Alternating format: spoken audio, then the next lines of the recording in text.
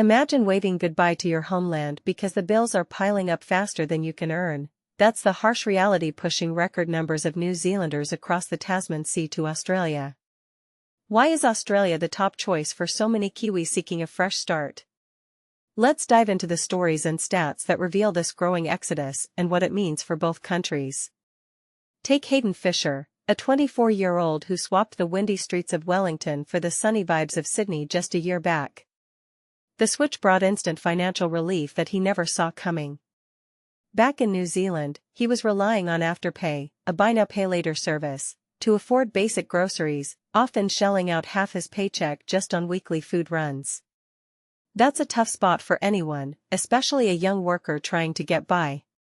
Now in Australia, his grocery expenses have dropped to about a quarter of what they were, freeing up cash for savings and stability. Working at a local bookstore, Fisher finally feels like he has a clear roadmap to financial security, something that seemed like a distant dream in Wellington.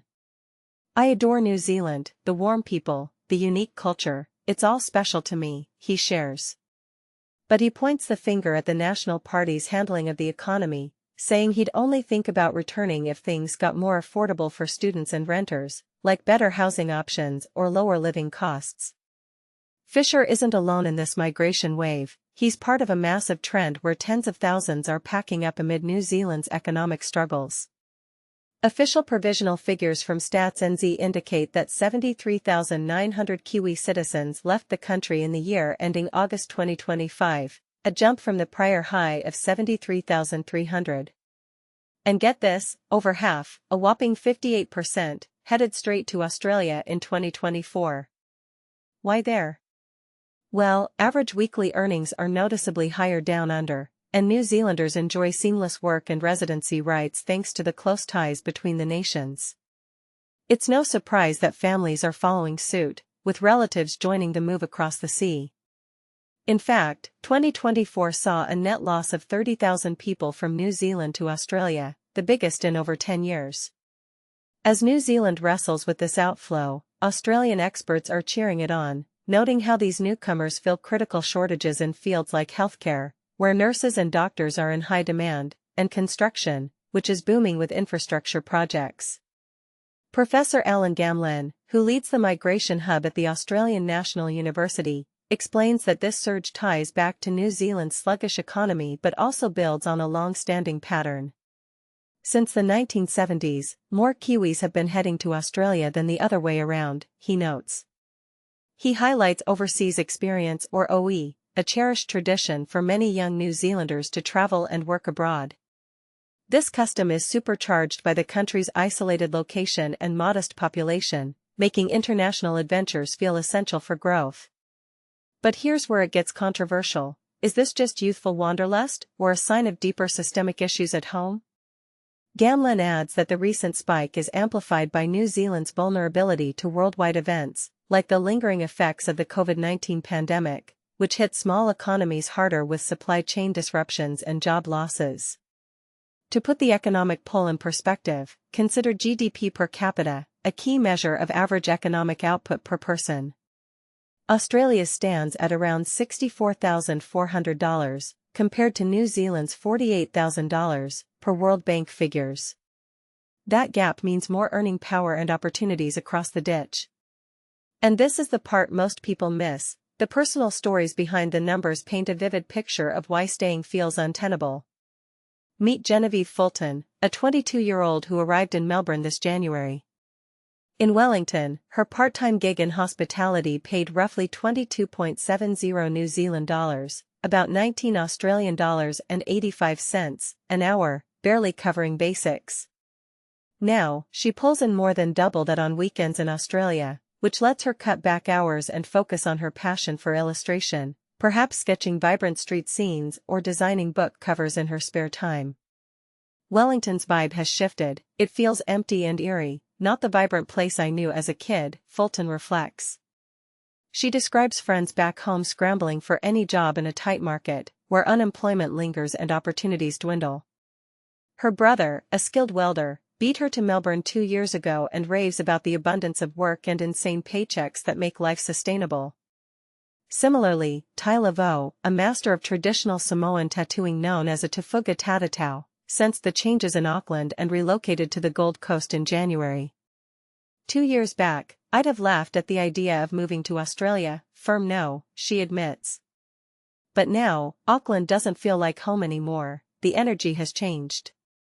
Family played a big role too, hers had already settled permanently in Australia. Returning? Unlikely, she says, unless her whole clan could afford to go back amid Auckland's skyrocketing housing prices and cost of living crunch, which squeezes even skilled artists like her. For Andy Feckney, 25, the move from Christchurch to Sydney was all about career advancement. He joined a graduate program there, chasing prospects that felt out of reach in New Zealand. From a pure opportunity standpoint, Australia's buzzing with more events, industries, and networks, he explains. Think bigger tech hubs, diverse job markets, and professional development programs that aren't as plentiful back home. Research from the ANU Migration Hub shows that 80% of New Zealanders abroad cluster in Australia's big cities.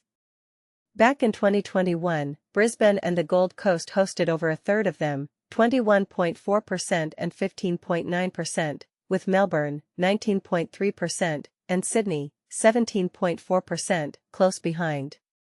Yet, plenty head to regional spots in Queensland, Western Australia, and South Australia, drawn by mining and resource jobs that offer high wages and adventure in less crowded areas. Gamlen views this influx as a crucial pool of adaptable workers for Australia, especially in hospitality, think bustling cafes and hotels, construction, building everything from homes to highways, and healthcare, staffing hospitals short on hands. Plus, New Zealanders tend to be net positive to Australia's budget, they pay more in taxes than they use in services, a win for the economy. New Zealand often frets over brain drain, losing talented folks to other countries. But Gamlen flips the script, calling it brain exchange. A widespread, capable expat community actually boosts New Zealand's global clout, helping it influence politics and diplomacy through skilled Kiwis abroad. And here's a counterpoint that might ruffle feathers. Could this migration be quietly strengthening New Zealand in the long run, or is it a symptom of policies that prioritize short-term fixes over sustainable growth? For most of these expats, heading home isn't on the horizon anytime soon. Feckney plans to stay put unless a stellar job offer or family emergency pulls him back. I cherish New Zealand, but with just 5.5 million people, the opportunities are limited compared to Australia's scale.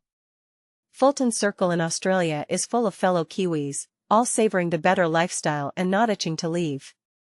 New Zealand's stunning landscapes are a treasure, she concedes, but majestic mountains won't cover your rent or utilities when times are tough.